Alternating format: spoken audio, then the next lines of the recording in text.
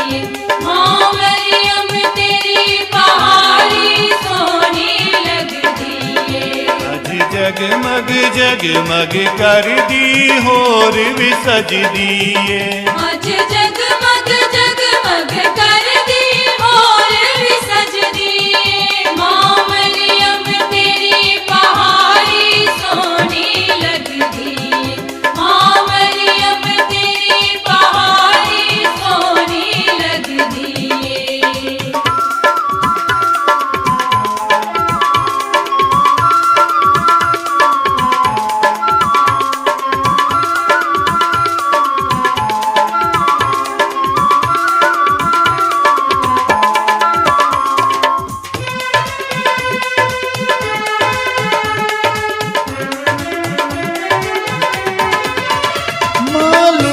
से तू अपना नूर बकाया सी।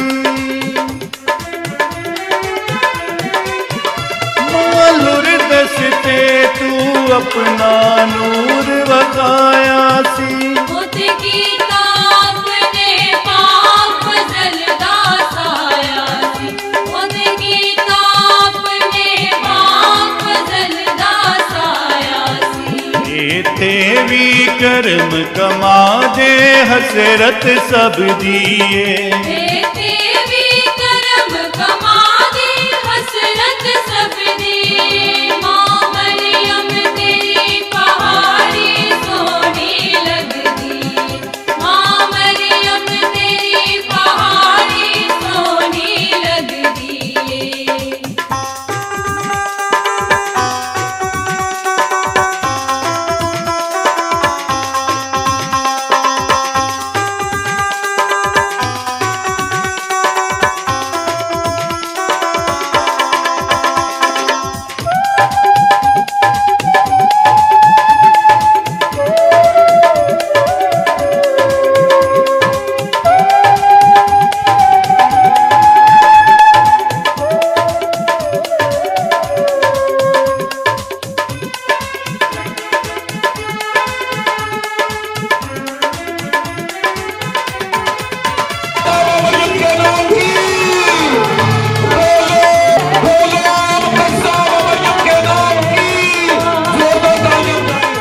खुदावंद आप सबके साथ हो। हमारे लिए खुदावंद यीशु मसीह की इंजील बामुताबिक मुकद्दस लूका। ऐ खुदावंद तेरी तमजीद हो।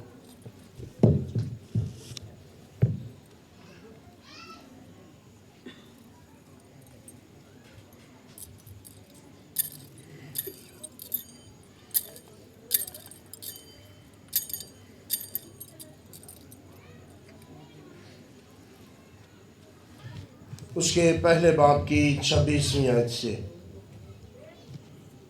और छठे महीने जब्राइल फरिश्ता खुदा की तरफ से जलील के एक शहर में भेजा गया जिसका नाम नासरत था, दाऊद के घराने की एक कमारी के पास, जो यूसुफ नामी मर्द से ब्याही हुई थी, और उसका नाम मरियम था।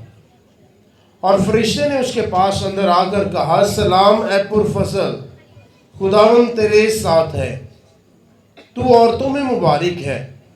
और वो इस कलाम से घबरा गई और सोचने लगी कि ये कैसा सलाम है। और फरिश्ते ने उससे कहा, ऐ मरियम ना डर, क्योंकि तूने खुदा के नज़दीक फजल पाया है।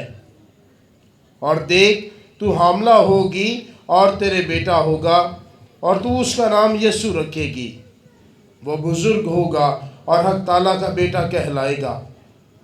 और खुदावंद खुदा उसके बाप दाऊद का तख्त उसे देगा, और वो याकूब के घराने में हमेशा तक बादशाही करेगा, और उसकी बादशाही का आखिर ना होगा। तब मरियम ने फरिश्ते से कहा, ये किस तरह होगा जबकि मैं मर्द से नावाकिफ हूँ।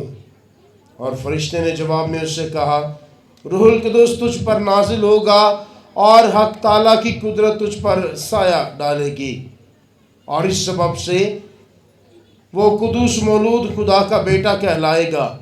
और देख, तेरी रिश्तेदार एलिसबात के भी बुढ़ापे में बेटा होने वाला है, और ये उसका जो बांझ कहलाती थी 6ठा महीना है, क्योंकि खुदा की कोई बात हरगिज बेकुदरत ना होगी। और मरियम ने कहा, देख मैं खुदावंद की बंदी हूँ, मेरे लिए तेरे कौल के मुआफिक हूँ। तब फरिश्ता उसके पास से चला गया। इंजील मुक़द्दस के वसीले से हमारे गुनाह माफ़ किए जाएं। मसीह खुदा में मेरे अज़ीज़ों, आइए सबसे पहले खुदा का शुक्र अदा करते हैं इस वक्त के लिए, इस घड़ी के लिए जो उसने हमें अता की है, ताकि आज खुदा के घर में आकर उसकी शुक्रगुजारी कर सकें और अपनी मोहब्बतों और अकीदतों का ताज मुकद्दसा मरियम को पहना सकें, जिसके वसीले से कुल नस्ल इंसानियत ने निजात पाई और हम सब कसरत की ज़िंदगी रखते हैं। तो आए ज़ोरदार तालियों में मुकद्दसा मरियम का शुक्र अदा करें, जिसके वसीले से हम सबों ने ज़िंदगी पाई है। साथ ही साथ शुक्रिया भी अदा करते हैं मुकद्दसा माँ का, जब हम सिफारिशात करते हैं, अपनी मनते मुरादें उसके सामने रखते हैं, तो बहुत से लोग जो हैं उन मनतों मुरादों को पाते हैं। जो भी कुछ मांगते हैं खुदा उन्हें मुहैया करता है, क्योंकि यहोवा मुहैया करने वाला खुदा है, जो अपने लोगों को हर वो चीज़ मुहैया करता है जिसके वसीले से इंसान जो है वो खुशहाल ज़िंदगी गुजारता है और हमेशा खुदा की शुक्रगुजारी करता रहता है। और ये सब जब हम सिफारिशात, मुनाजाते, मनते मुरादे या दरख्वास्तें माँ के सामने रखते हैं, तो माँ ज़रूर अपने बेटे के सामने हमारी सिफारिशात पेश करती है। आज जब यहाँ पर हम सब जमा हुए हैं रस्म ताजपोशी के लिए, तो हर साल इस ताजपोशी को मनाया जाता है और हर साल बहुत से लोग हमारे ईमान पर सवाल भी उठाते हैं, बुनियादी से सवाल उठाते हैं जो हर साल हम सुनते हैं। और आज जब फादर दानिश ने तारुफ में बयान किया कि कोई ना कोई तो वजह ज़रूर है जिसकी वजह से हम मुकद्दसा मरियम की ताजपोशी करते हैं, आज उस वजह को जानेंगे और साथ ही साथ ये भी जानेंगे कि वो सवाल जो लोग पूछते हैं, ईमान पर सवाल उठाते हैं, और सबसे बड़ा सवाल ये उठाते हैं कि मसीह कैथलिक जो हैं वो ताजपोशी क्यों करते हैं, इसकी वजह क्या है, या मुकद्दसा मरियम की ताजपोशी क्यों की जाती है, क्यों कर हम मुकद्दसा मरियम को ताज पहनाते हैं जबकि कलाम में इसका जिक्र बयान नहीं है, और क्यों कर हर साल ये इसी महीने में 2 महीने हैं, मई का महीना और अक्टूबर का महीना रोज़री का महीना कहलाता है, और इसमें मोमिनीन को दावत भी दी जाती है कि वो रोज़री पढ़ें, क्योंकि जब हम रोज़री पढ़ते हैं तो हम उस माँ के सामने अपनी मुनाजातें, मनते मुरादे पेश करते हैं। और मुकद्दसीन जो हैं वो क्या खूब कहते हैं कि जब इंसान रोज़री पढ़ता है तब वो मुकद्दसा मरियम के सामने अपनी मोहब्बत का गुलाब जो है वो पेश करता है, तब वो मुकद्दसा मरियम के सामने मोहब्बत का गुलाब पेश करता है जब वो रोज़री पढ़ता है। तो इसलिए रोज़री जो है हमारे ईमान का ही एक हिस्सा है कि जिसको हम पढ़ते हैं, जिसकी माला हम जपते हैं, जिसके वसीले से निजात मिली है, जिसके वसीले से निजात हिंदा इस दुनिया में आया है, और जिसके वसीले से हम सबों ने ज़िंदगी पाई है और कसरत की ज़िंदगी पाई है। अब जब सवाल किया जाता है कि ताजपोशी क्यों करते हैं, कोई ना कोई तो वजह ज़रूर है, क्योंकि बिला वजह कोई भी किसी को ताज नहीं पहनाता।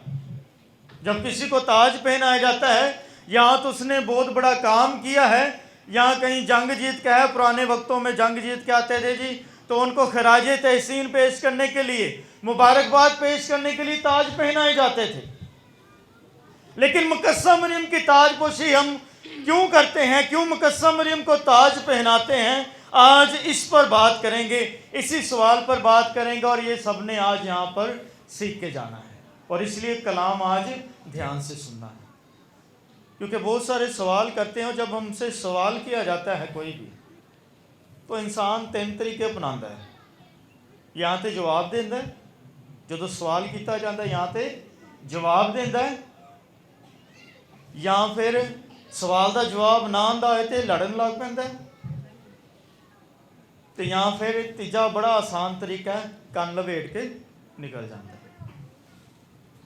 लेकिन जब ईमान पर बात की जाती है, ईमान पर सवाल किया जाता है, तो उस सवाल का जवाब हमें आना चाहिए, क्योंकि हम मसीही होते हुए खुदा पर ईमान रखते हैं, उस जिंदा खुदा पर जिसके वसीले से हम जिंदगी पाते हैं, जिसके वसीले से निजात का मंसूबा पूरा हुआ और जिसके वसीले से हमने जिंदगी पाई। क्योंकि अदन से इंसान निकाल दिया गया और फिर अदन में वापस आया, किसके वसीले से? खुदावंद यीशु मसीह के वसीला से।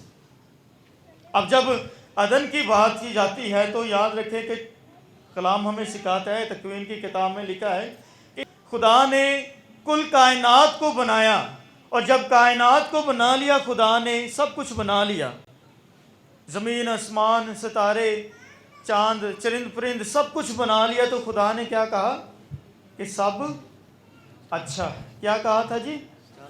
सब क्या कहा खुदा ने? सब अच्छा है। लेकिन खुदा ने कहा कि अब ये कायनात को बनाए, इसकी देख रेख के लिए खुदा ने कहा कि आओ हम इंसान को अपनी छवि पे बनाएं, अपनी सूरत पर बनाएं। और फिर खुदा ने आदम को मट्टी ली, गूंदा उससे और उसका पुतला बनाया और जिंदगी का दम उसके अंदर फूंका। और खुदा ने फिर इंसान को जब देखा, आदमी को जब देखा, तो खुदा ने कहा कि इसका अकेला रहना अच्छा नहीं है। तो फिर खुदा ने क्या बनाया था उसके साथ? हाँ जी, किन्नू बनाया सी? हवा को बनाया था, और पसली में से लेके बनाया था। और जब पसली में से खुदा ने लिया है, तो खुदा ने इंसान को सारा इख्तियार दिया है। अशरफुल मखलूकात यानी कुल कायनात पर इख्तियार उसे सौंपा गया था इंसान को। और खुदा ने कहा था कि हर एक दरख्त का फल जो है वो तुम खा सकते हो। खुशी के बाग में, अदन के बाग में थे, तो खुदा ने कहा कि हर एक दरख्त का फल तुम खा सकते हो, लेकिन बाग के दरमियान में जो दरख्त है उसका फल ना खाना। खाओगे तो क्या होगा? मर जाओगे। खाओगे तो मर जाओगे। अब इंसान खुशी खुशी रहता है, तो जब इंसान, हम भी जब अपने ज़िंदगी में खुश होते हैं या किसी को देखते हैं खुश होता हुआ, तो कुछ लोग ऐसे होते हैं कि किसी की खुशी उनको बर्दाश्त नहीं होती है कि नहीं? हाँ जी, नहीं होती। और फिर क्या करते हैं? वो उस इंसान को बचाने की कोशिश करते हैं। अब इंसान बागे अदन में, आदम और हवा बागे अदन में खुशी से रह रहे थे, खुशी खुशी जिंदगी गुजार रहे थे, खुशी के बाग में रह रहे थे, लेकिन उनकी खुशी एक इंसान से देखी ना गई, एक मखलूक से देखी ना गई। और वो मखलूक क्या थी? शैतान। उसने कहा कि इंसान किस तरह खुश रह रहा है, किस तरह इस बाग में खुश रह रहा है, आओ इसको फंसाते हैं। तो शैतान हवा के पास गया है। तो याद रखें कि जब इंसान अकेला होता है तब भी उस पर आजमाइशें आती हैं। जब इंसान अकेला होता है तब भी आजमाइशें आती हैं, क्योंकि उदों कोई वेख नहीं रहा होता। तो कोई भी गलत काम करना है तो इंसान कला है ना, तो उनका ज़मीर भला की कहता है, कर ला केड़ा कोई वेखन दे। तो इंसान क्या कर देता है? गुनाह कर देता है। और हवा भी अकेली थी, शैतान उसके पास है। शैतान ने उससे पूछा कि तुम बड़ी खुश खुश रह रहे हो, खुदा ने सब कुछ तुम्हें दे दिया है। तो हवा ने भी कहा है कि हाँ, खुदा ने कुल कायनात पर इख्तियार हमें दिया है, सब कुछ हमारे मातहत कर दिया है, सब कुछ हमें दे दिया और हम इसकी देख रेख करते हैं और हम हर दरख्त का फल खा सकते हैं। लेकिन हवा ने कहा सिवाय एक के जो बाग के दरमियान में है उसका फल हम नहीं खा सकते, क्योंकि खुदा ने मना किया है। और खुदा ने कहा है कि जब तुम उस दरख्त का फल खाओगे क्या होगा? मर जाओगे। जब दरख्त का फल खाओगे तो मर जाओगे। अब शैतान ਨੂੰ ਗੱਲ ਮਿਲ ਗਈ, ਮੌਕਾ ਮਿਲ ਗਿਆ ਕਿ ਖੁਦਾ ਨੇ ਮਨਾ ਕੀਤਾ ਤੇ ਉਹਨੇ ਅਟੈਕ ਕੀਤਾ, हमला किया इंसान की सोच से कि इंसान देखता है, चीज़ों को देखकर जानता है और फिर उसे हासिल करने की कोशिश करता है। यानी शैतान ने इंसान अंदर लालच को उभारा है। क्या कहा कि देखो फल देखने में कितना खुशनुमा लगता है, खाने में उतना लजीज होगा और अकल हासिल करने में खूब मालूम होता है। यानी इंसान के जहन से की बात है, लालच पाता है कि वह फल खावे, एडा सोहना फल। असी भी सोहने फल वेख के छड्डने, हाँ जी, असी छेती छेती खरीदने ते घर आके धो के उन्होंने खाने, ठंडा करके खाने। तो शैतान ने उसके अंदर लालच डाल दिया कि वेख फल एडा सोहना है, आ की लिशकारा मारता है, हाँ जी, और खाने में उतना ही मज़ेदार लगेगा, अकल हासिल करने में खूब मालूम होता है। और शैतान ने कहा कि नहीं, जिस दिन तुम उस दरख्त का, इस दरख्त का फल खाओगे, उस दिन तुम्हारी आंखें खुल जाएंगी और तुम खुदा के बराबर हो जाओगे। यानी खुदा के खिलाफ कर दिया है इंसान की सोच को। और हवा ने क्या किया है, उस फल को तोड़ा है और खाया, और किसको दिया है, आदमी को दिया है। हुण इत्थे गल समझण वाली है कि खुदा ने कहा था कि उस दरख्त का फल खाओगे तो मर जाओगे। यानी खुदा ने एक हुक्म दिया है, और खुदा ने हुक्म क्या दिया है कि उस दरख्त का फल नहीं खाना।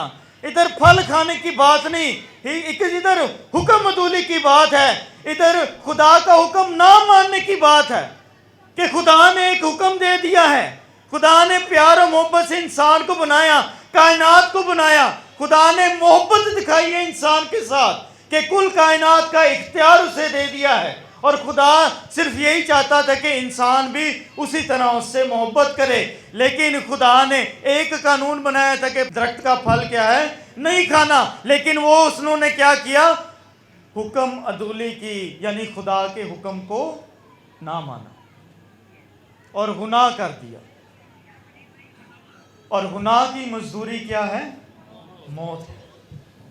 याद रखिएगा ये लाइन कि गुनाह की मजदूरी, इंसान ने गुनाह किया, मौत ने इस दुनिया में जन्म लिया। अब खुदा ने इंसान को बचाना था। खुदा ने जब देखा कि इन्होंने गुनाह कर दिया है, आदम को जब बाग में आकर आवाज दी तो आदम ने कहा कि खुदावंद मैं नंगा हूं, मैं तेरे सामने नहीं आ सकता।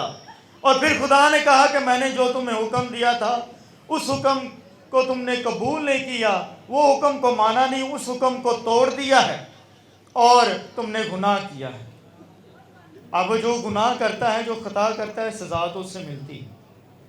तो खुदा ने सजा क्या दी, औरत को कहा कि तू अब दर्द से बचा जनेगी, शैतान को कहा कि अब तू अपने पेट के बल चलेगा, और मर्द को कहा कि अब तू अपनी मेहनत से, खून पसीने से कमाएगा और खाएगा।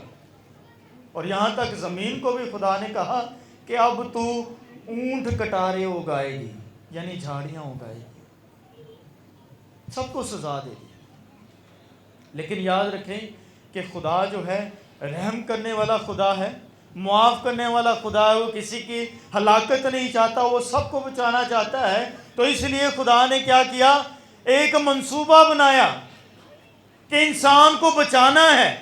और इंसान को बचाना कैसे है, यहां से बात शुरू होती है निजात की, कि इंसान को किस तरह खुदा ने बचाया और हम क्यों कर मुकस्सा मरियम को ताज पहनाते हैं। ध्यान से सुनिएगा कि खुदा ने शैतान और औरत को क्या कहा, उन्हें कहा, शैतान को कहा कि तू उसकी एड़ी की ताक में रहेगा और वो तेरे सर को कुचलेगी, और मैं तेरी नस्ल और औरत की नस्ल के दरमियान क्या करूंगा, अदावत डालूंगा। किसकी नस्ल, तेरी नस्ल और औरत की नस्ल। इंसान की पहचान किससे होती है, किसके नाम से होती है, हाँ जी, बाप के नाम से होती है। किंदे नात होती है, बाप के नाम से। लेकिन क्योंकि जहाँ पर भी जाते हैं बाप का नाम लगता है बच्चे के साथ, यानी नस्ल आगे बढ़ती है किसकी वजह से? बाप की वजह से। खुदा ने ये सिस्टम, इंसान ने ये सिस्टम बनाया, लेकिन खुदा इस सिस्टम में नहीं है, खुदा इस सिस्टम से बाहर है, वो कुछ भी कर सकता है। और उसने यहाँ पर इंसान को बचाने के लिए क्या कहा है कि मैं, शैतान और औरत को कहा है कि मैं तेरी नस्ल और औरत की नस्ल के दरमियान, और थे लफ्ज़ है नहीं लिखा कि तेरी नस्ल और मर्द की नस्ल के दरमियान, बल्कि क्या लिखा है? तेरी नस्ल और औरत की नस्ल। क्या लिखा है जी? तेरी नस्ल और औरत की नस्ल के दरमियान अदावत डालूंगा। अदावत का मतलब है जंग, यानी खुदा ने शैतान ते औरत की नस्ल के दरमियान जंग छेड़ती है, जंग छिड़ गई है। और अब जब इंसान जो है इस बात से का इंतजार कर रहा है कि वो औरत कौन सी है, कब आएगी, तो खुदा ने अपने नबियों और पैगंबरों के जरिए कलाम किया। और ईशाया नबी कहता है कि देखो एक कंवारी हामला होगी और उससे बेटा होगा और वो उसका नाम इमैनुएल रखेंगे, जिसका तर्जुमा है खुदा हमारे साथ। यानी ईशाया ने पेशन गोई कर दी है कि देखो एक कंवारी हामला होगी। वहां पर तकवीन की किताब में खुदा ने क्या कहा कि मैं तेरी नस्ल और औरत की नस्ल के दरमियान, ईशाया नबी पेशन गोई कर रहा है कि देखो एक कंवारी हामला होगी।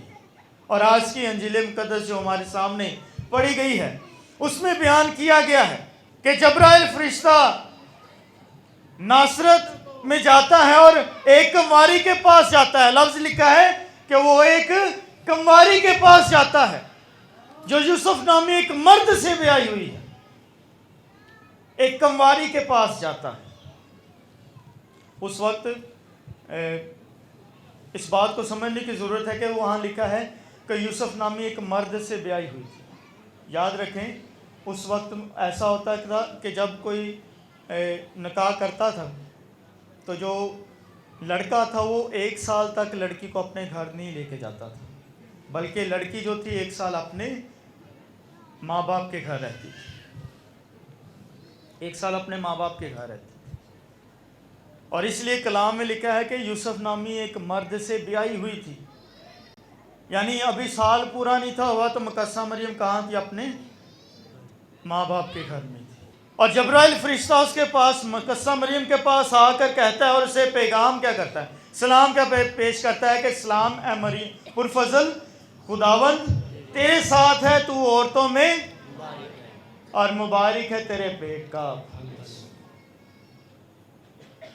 लोग अक्सर सवाल करते हैं, लो जी कैथोलिक मसीहा ने इस्लाम मरियम पता नहीं कितों काट दी, कलाम में तो ये नहीं लिखा। लेकिन आज ये सीख कर जाना है कि आज जो तलावत पढ़ी गई है लूका की अंजील, उसके पहले बाब में से 26वीं आयत से शुरू होता है। जो भी सवाल करेगा कि लो जी इस्लाम मरियम कितने लिखी है, सानू काट के विखाओ, तो उन्होंने की विखाना है? लूका पहला बाब थे 26वीं आयत कि इथों इस्लाम मरियम शुरू होंगी। आमीन। क्योंकि लोग सवाल करते हैं लेकिन जब हमें जवाब नहीं आता तो फिर हम की करने कान लपेटने। फरिश्ते ने आके मुकस्सा मरियम को सलाम किया और मुकस्सा मरियम ने कहा कि ये कैसे मुमकिन होगा, मैं तो मर्द से ना वाकिफ हूं। लेकिन फरिश्ते ने कहा कि नहीं, रूल कुदस के कुदरत सब कुछ होगा, तू हामला होगी। और मुकस्सा मरियम ने कहा कि देख मैं खुदावन की बंदी हूं, मेरे लिए तेरे कौल के मुआफिक हो। मुकद्दसा मरियम के नाम की, मुकद्दसा मरियम के नाम की। जब मुकद्दसा मरियम ने ये कहा है तो आलम दीन कहते हैं कि जब मुकद्दसा मरियम ने ये अल्फाज कहे कि देखो मैं खुदावन की बंदी हूं, मेरे लिए तेरे कौल के मुआफिक हो, तो आलम दीन कहते हैं कि जब मुकद्दसा मरियम ने ये अल्फाज बोले थे तब भी बच्चा यीशु उसके पेट में आ गए थे, हमल में आ गए थे जब ये अल्फाज कहे थे। और फिर मुकद्दसा मरियम ने बच्चा यीशु को जन्म दिया। मजूसी आए हैं, 3 बादशाह आए हैं, उसे आके सिजदा किया है। और लोग नारा लगाते थे कि बादशाह हमारा आ गया है, बादशाह हमारा आ गया है और हम उसे सिजदा करने के लिए आए हैं। 3 बादशाह आए थे ना, मुख्तलिफ जगहों से, मशरिक से आए थे, सितारा देखते हुए आ गए थे कि हम अब उस बादशाह को सिजदा करने हैं जिसके वसीले से तमाम लोग जिंदगी पाएंगे। वो बादशाह को मिलने के लिए आए थे और आकर सिजदा किया था। और अगले महीने हम यीशु बादशाह की ईद मनाएंगे, बादशाहों का बादशाह यीशु बादशाह की ईद मनाएंगे। और जब हम ईद मनाते हैं तो यीशु बादशाह की ईद मनाते हैं। और हमेशा जो बादशाह होते हैं उनकी माँ क्या कौन होती है? हाँ जी, उन्होंने की कहते हैं मलका होंगी है ना, बादशाह की माँ मलका होंगी। और जब बादशाह की माँ जो मलका होती है उसके सर पे क्या होता है? ताज होता है। और जब यीशु इस बात का हम इकरार करते हैं कि यीशु बादशाहों का बादशाह है और वो हमारा बादशाह है, तो उसकी माँ क्या है? मलका है। और उसके सर पर क्या होना चाहिए? ताज होना चाहिए। बोलो मुकद्दसा माँ मरियम के नाम की, बोलो मुकद्दसा माँ मरियम के नाम की, बोलो मुकद्दसा माँ मरियम के नाम की। जोरदार तालियां बजाएं मुकद्दसा माँ मरियम के लिए। हम उस माँ की इज्जत और शान में आज यहाँ जमा हुए हैं जिसकी बहिश्त में फरिश्तों ने ताजपोशी की थी। और ताजपोशी इसलिए की थी क्योंकि उसके हाँ करने के वसीले से निजात का जो बानी है, जिसके वसीले से निजात आनी है, उसने इस दुनिया में जन्म लिया था। और उसने जब वो आया था तो उसने जिंदगी का पैगाम दिया था कि मैं आया हूं कि वो जिंदगी पाए और कसरत की जिंदगी पाए। और आज की दूसरी तिलावत इस बात की निशानदेही करती है कि वही माँ जिसके वसीले से निजात आई, उसने बगैर सोचे समझे खुदा के उस मंसूबे को कबूल किया, खुदा के उस मंसूबे में हाँ कही। और खुदा ने उसी औरत को बहिश्त में भी क्या किया है? सरफराज किया है। फरिश्तों ने आकर उसको ताजपोशी की है। और जब शागिर्द यीशु से सवाल करते हैं कि हमें दुआ करना सिखा, तो यीशु ने ऐ हमारे बाप की दुआ सिखाई थी और सब ने दुआ सीखी थी। और हम सब उस दुआ को हर रोज पढ़ते हैं, हर इबादत में पढ़ते हैं, इकरार करते हैं। लेकिन उस दुआ में एक छोटी सी लाइन है जो यीशु ने हमें सिखाई थी कि जिस तरह तेरी मर्जी आसमान पर पूरी होती है जमीन पर भी हो। खुदा की मर्जी थी कि उस माँ को जिसके वसीले से इंसान की निजात मुमकिन हुई, उसको बहिश्त में ताजपोशी उसकी की जाए। क्योंकि जैसी मर्जी उसकी आसमान पर पूरी होती है जमीन पर भी हो। और हम उसकी मर्जी बजा लाते हुए जमीन पर आज इसलिए यहाँ जमा हुए हैं कि अपनी मोहब्बत और अकीदत का ताज उस माँ को पहना सके जिसके वसीले से हमने जिंदगी पाई। बोलो मुकद्दसा माँ मरियम के नाम की, बोलो मुकद्दसा माँ मरियम के नाम की। मुझसे खुदा में मेरे चीज़ों, इसलिए हम मुकद्दसा मरियम की ताजपोशी करते हैं, इसलिए हम उसके अपनी मोहब्बतों और अकीदतों का ताज पहनाते हैं। याद रखें कि वो सिफारिशात करती है। काना जलील में जब मौज़ा हुआ था तो यीशु ने काना जलील में पानी को मैं में तब्दील किया था। और उस वक्त हुआ क्या था कि शादी ब्याह का वक्त था और मैं कम हो गई थी। तो जदों किसी भी शादी ब्याह ते रोटी घट हो जाए तो उस खानदान वास्ते बड़ी शर्मिंदगी की गल होंगी, बाइस होंगे। तो मुकद्दसा मरियम ने देखा कि उस खानदान में ये मुश्किल आ गई है, तो अपने बेटे के पास की है और बेटे को जाके कहा है कि इनके लिए कुछ कर। और बेटे ने कहा कि हनूज मेरा वक्त अभी नहीं आया। लेकिन मुकद्दसा मरियम ने सिफारिश की है, माँ होते हुए उसने सिफारिश की है। और उसने नौकरों को कहा है कि जो ये कहता है वो करो। और यीशु ने अपनी माँ का कहना हुक्म मानते हुए, बात मानते हुए उसने क्या किया है कि उन्हें कहा है कि मटकों में पानी भर दो और फिर उन्होंने कहा निकाल के मेरे ज़ियाफ़त को पिलाओ।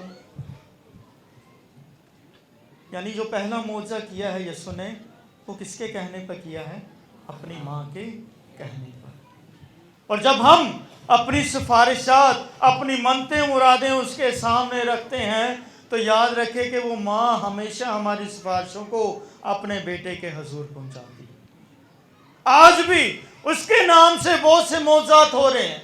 आज भी जो बे औलाद थे उनको औलाद मिली है, चाहे बुढ़ापे में मिली है, क्योंकि खुदा के घर में देर ज़रूर है लेकिन अंधेर नहीं है। खुदा जानता है कि किस वक्त किस चीज़ की ज़रूरत है और खुदा मुहैया करता है। आज भी उनकी सिफारिशात की बदौलत आज भी लोग मौजज़ात हो रहे हैं, आज भी लोगों के ज़िंदगी में करिश्मात हो रहे हैं, आज भी लोग शिफा पा रहे हैं, आज भी वो सब कुछ लोगों को मिल रहा है। किसकी सिफारिश की बदौलत? उस माँ की सिफारिश की बदौलत। आए आज जब यहाँ पर इकट्ठे हुए हैं, खुदा से दुआ करें, माँ से सिफारिशात करें, अपनी मनते मुरादें उसके हुजूर पेश करें ताकि वो हमारी सिफारिशें अपने बेटे के सामने कर सके और हमें वो सब कुछ मिल सके जिसके हम मुंतज़िर हैं। मसीह हमारे खुदावंद के वसीला से।